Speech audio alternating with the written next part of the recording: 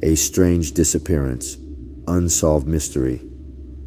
In a town in Russia, a group of high school boys and girls gathered for a lively party.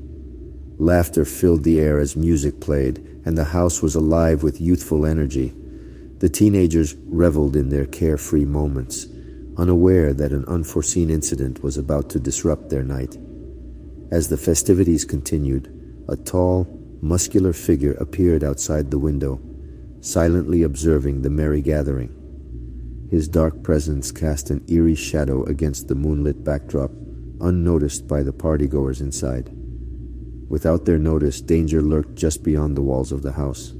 Among the revelers, one of the young men suddenly felt the urge to relieve himself and decided to step outside into the night. Oblivious to the chilling events about to unfold, he ventured into the darkness, the cool night air brushing against his skin. But then, an ear-piercing scream shattered the joyous atmosphere, sending chills down the spines of everyone inside. The vibrant sounds of laughter and music were instantly drowned out, leaving only a haunting silence that gripped the partygoers.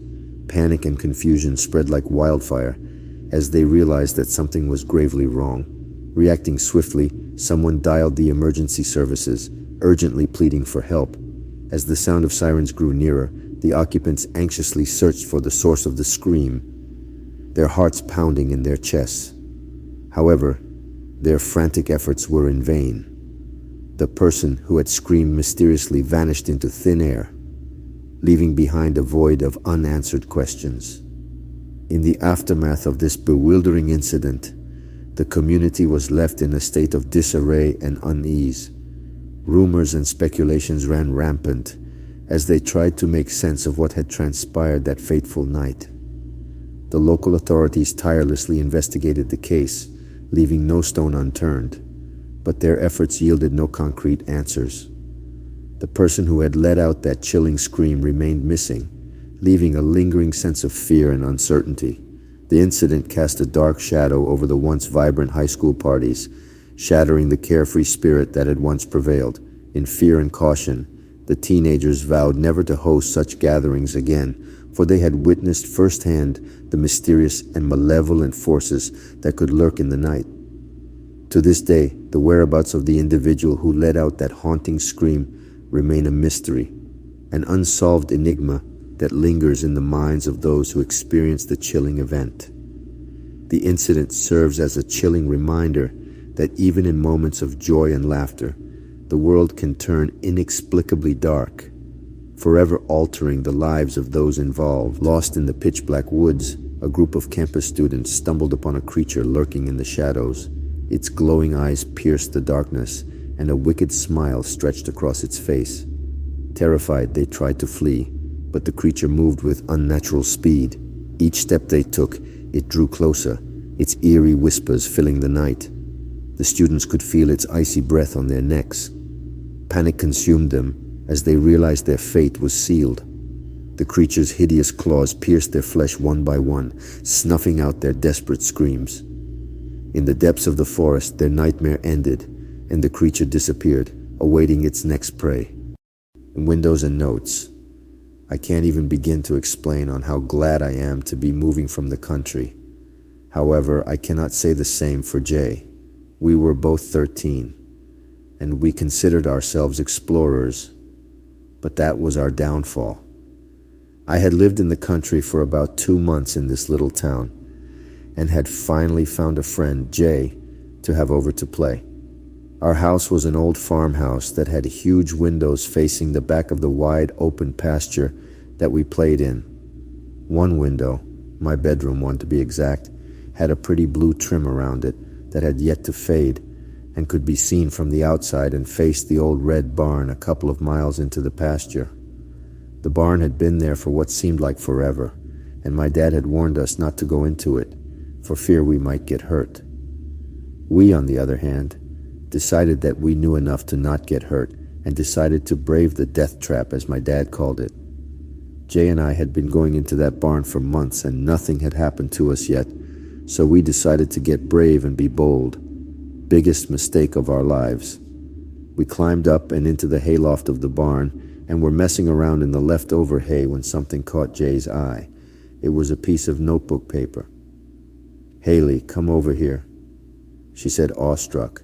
I casually walked over to where she was standing.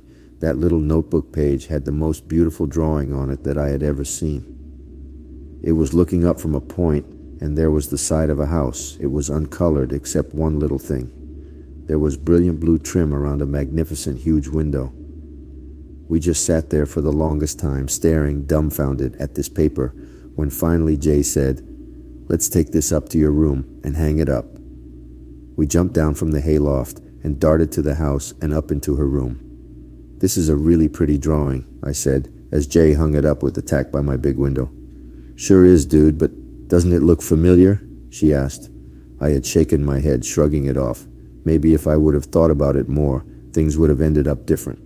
She stared at it for a bit, I think trying to grasp a feeling of some sort that had entered my room that day, but was put off by my mom yelling at us to come eat our lunch. About a week later, Jay and I were up in the barn again, playing with a rope swing we had managed to hook up to the ceiling, when all of a sudden we heard a scream, and startled me so bad I let go of the rope, landing on my arm wrong.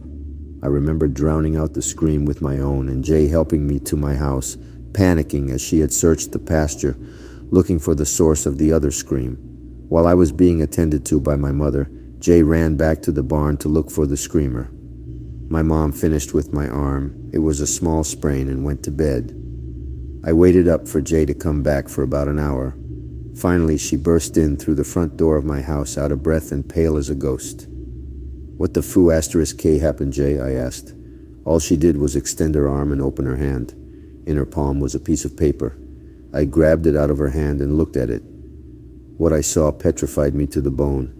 It was a drawing that portrayed my windowsill, looking out over to the barn, with what looked like two figures running to the house. But what really got me was the note at the bottom. "I see you from the inside out now, Kyokso. This isn't real, Jay. Be rational. Someone is just trying to creep us out." I grabbed her arm and Dr. Asterisk her up to my room. She squirmed and cried, but I was determined to prove her wrong, that there was nothing out there. We climbed to the top of the stairs. I let go of her arm and opened my door. Instantly, I felt an unnatural chill that made it feel like I was in Antarctica. I looked over my shoulder to see Jay had run downstairs. "Jay, no!" I sprinted after her as fast as I could. I saw her sprint around the corner and heard the slam of the back door.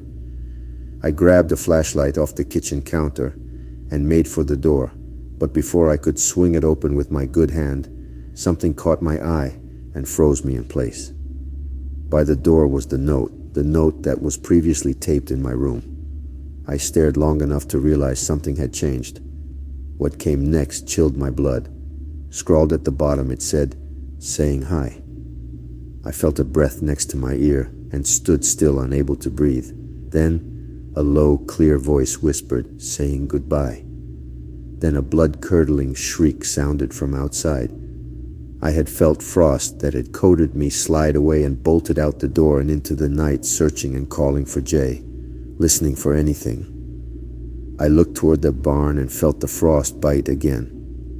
I remember running into the barn, shouting for her, crying for her to come out, anything at all, any sign. But as I collapsed from exhaustion, I noticed a piece of paper on the ground under the rope swing. I walked over, holding my breath, and reached for it, allowing myself to tremble in anticipation. As I turned the flashlight onto it, in my head I was hoping, praying this was a joke Jay had set up. But what I saw in the paper made my prayers turn to ash. I will never forget that feeling of dread and hopelessness that day. I had lost my best friend. To what? I do not know, and I bet I will never know. I am just glad to be out of that house, away from the barn, and as for the notes, well, I kept them, as a reminder as to what is to come, and in memory of my friend Jay. You see, the last note had a picture and a saying. I'm actually looking at it now. It's just of the hayloft, our hayloft, and in the corner is scribbled, "We will meet again." Gasping for breath, I sprinted through the moonlit woods, heart pounding, fear clawing at my throat. Just moments ago, 2 masked men had snatched me off the street, their cold hands gripping my arms like iron shackles. I managed to break free, but their eerie whispers echoed in my mind. Every rustle of leaves, every distant sound sent shivers down my spine.